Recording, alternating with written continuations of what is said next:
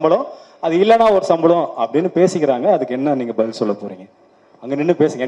என்ன திட்டுவாங்க, நீங்க வேற. ஏங்க டைரக்டர் கிட்ட கேட்க வேண்டிய கேள்வி நடிகர் கிட்ட கேக்குறீங்க. இல்ல நீங்களே கேக்குறீங்க. அப்படி இருந்தா நான் சம்பளத்தை குறைச்சிக்கிறேன்ற மாதிரி ஒண்ணு. அதே தோழர்லாம் எவ்வளவு ரொமான்ஸ் பண்ண சொன்னா தெரியுமா? அதுல பாதி தான் பண்ணிருக்கேன் நான். அவர் பயங்கர ரொமான்டிக்கான ஆளு. ஏய் என்னடா கிஸ்ஸே பண்ண மாட்டேன், பண்ணிடுறான்றாரு. சார் பண்ணிட்டே எப்படி சார் இருக்க முடியும்? அந்த பொண்ணு என்ன சார் நினைக்கும், தேவையெல்லாம் பண்ணிட்டேன் நினைக்காதனா, மச்சி குர்றா மச்சியா ஒன்று குர்றா அப்படின்வாரு. நல்லா குர்றா அப்படின்வாரு. Is a very romantic person. So அவர் சொன்னதுல ஒரு 5% தான் நான் பண்ணியிருக்கேன் அந்த படத்துல. அதனால நீங்க என்ன குறை சொல்லக்கூடாது. அதிகம் தோழர் ஏறும்போது இந்த கேள்வியை கேளுங்க, ஏன் அவ்வளவு முத்த காட்சிகள் வச்சார்? இல்ல சம்பளம் அதெல்லாம் கிடையாது. சம்பளமே இல்லைங்க, நாங்களாம் ஃப்ரீயா நடிப்போங்க. அப்புறம் ஹிந்தி, தெலுங்கு, கன்னடம், மலையாளம் அப்படின்னு பேன் இண்டியா போல சுத்துறதுனால இங்க டேட் தர மாட்டீங்க ஒழுங்கா. இப்படி சொல்லி தான் எங்கேயுமே கூப்பிட மாட்டாங்க இப்போ. இந்த பிரச்சனை ரஞ்சித்தனா ஒரு நாள் பேசிட்டு இருந்தாரு. அவன் எங்கடா டேட்டே தர மாட்டான். அதுக்கான பதில் என்னவா இருக்கும்? ஒரே நான் தொடர்ந்து வேலை செய்யற ஒரே எங்க அண்ணன் தான். நீ அதிகம் கெடுக்க பாக்குற, பிச்சு போடுவேன். நன்றி. Thank you so much. Thank you so much. Thank you. எங்க சூப்பர் ஸ்டார் வந்திருக்காரு, நந்தகுமார் சார். அவர் தான் முதல்ல பேச ஆரம்பிச்சு இப்போ குட்டி குட்டி கதைலாம் சொல்றாங்களே. இப்போ உங்க வெர்ஷன்ல ஏதாவது குட்டி கதை வச்சிருக்கீங்களா சொல்றதுக்கு? ரொம்ப ஸ்டைல் இல்லை. இல்ல இல்ல, ஏதாவது ஒரு குட்டி கதை ஏதாச்சும் யாருக்காவது ஏதாவது பகிர்ற மாதிரி இருந்தா? என்ன காற்று வெயில் மழை எல்லாருக்கும் அது வந்துட்டே இருக்கு. அதனால பூமி பெருசு, ஹீட் ஆகுது, அப்படி இடம் இல்லை, தண்ணி இல்லைலாம் இல்லை, எல்லாம் சூப்பராக இருக்கு. அந்த எனர்ஜியில் நம்ம வந்து வாழலாம் ஜாலியாக.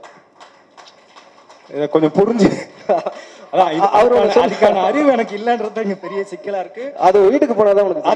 அதுதான் நான் சொல்ல வந்தேன். வீட்டுக்கு போய் யோசிச்சுட்டு இந்த காத்து மழை வெயில் ஓகே மஜா எனக்கு அது வாய்ஸ் நோட் அனுப்பு. ரெண்டாவது அடுத்த ஒரு சின்ன சின்ன கேள்விகள்லாம் ஒரு வரியில பதில் சொல்லணும். இயக்குனர் அதியன் ஆதிரை. காத்து மழைலாம் சொல்லக்கூடாது, அழகா சொல்லணும். அதீன வந்து பாப்பா அப்படின்னு சாரி குழந்தை அப்படின்னு கலை சொன்னாரு. எங்க அந்த குழந்தை?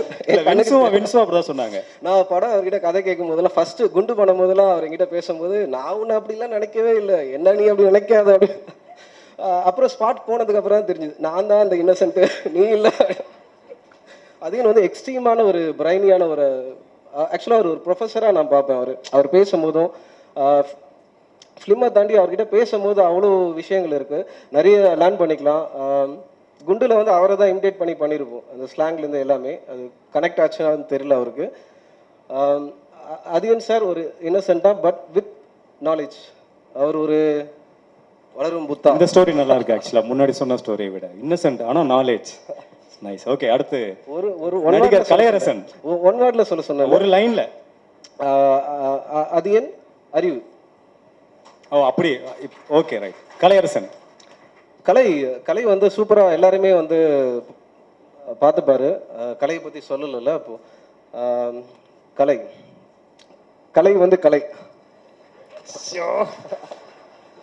எப்படி? ஓகே அடுத்து உங்க கூட ரித்விகா நடிச்சிருக்காங்க முதல்ல. ஸோ ரித்விகாவை பத்தி. ரித்விகா ரொம்ப இன்டென்ஸான ஒரு பெர்ஃபார்மர். அவங்க பரதேசியில் அவங்களோட அட்டகத்தி முடிஞ்ச அந்த டைம் வெயிட் பண்ணிட்டு இருக்க டைம்ல பரதேசி பார்த்தேன்னு நினைக்கிறேன் நான். படம் ரிலீஸ் ஆச்சா. Rithvika performer super. இறுதியாக இயக்குனர் பா. ரஞ்சித் பத்தி. அண்ணன் ஒரு லைன் கேட்டா ஒரு வேர்டு.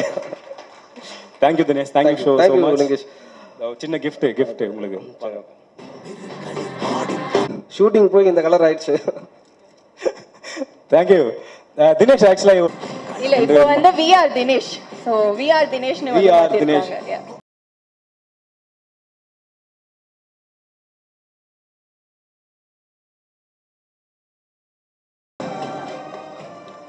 எல்லாருக்கும் வணக்கங்க. கலை வந்து ஆர்டிஸ்ட்க்கு இருக்கிற பிரச்சனை. அது ஒருத்தவங்க கூட பெர்ஃபார்ம் பண்ணிட்டு திருப்பியும் அந்த அடுத்த படத்தில் வேறு மாதிரி பார்க்குறது. உனக்கு படத்தோட அது முடிஞ்சிடுச்சு, எனக்கு இப்போ ஆடியோ லான்ச் வரைக்கும் அது கண்டினியூ ஆகுது. தண்டகாரண்யம் வந்து அதின் ஆதிரை அவர் ரொம்ப சீரியஸான ஒரு ஃபிலிம் மேக்கர். இதை கமர்ஷியலாக ஒர்க் பண்ணுறது எப்படி அப்படின்னு சொல்லிட்டு நிறைய டவுட்ஸ் இருந்துச்சு. பட் அதை ரொம்ப சக்ஸஸ்ஃபுல்லாக அவங்க பண்ணியிருக்காங்க. அந்த ரோலில் எனக்கு கொடுத்ததுக்கு thank you team, production and Athiyan சாருக்கும். ஜஸ்டின் வந்து அதை இன்னும் ஹைப் பண்ணி பயங்கரமாக எவாலுவேட் பண்ணி காமிச்சிட்டாங்க. ஜஸ்டின் செம்ம ஒர்க்கு. இதுக்கப்புறம் இன்னும் நீங்கள் இருக்காரா? இன்னும் சூப்பராக இருக்கும்னு நினைக்கிறேன். ஐ விஷ் யூ பயங்கர லவ் இருக்குது உங்கள் மியூசிக்கில்.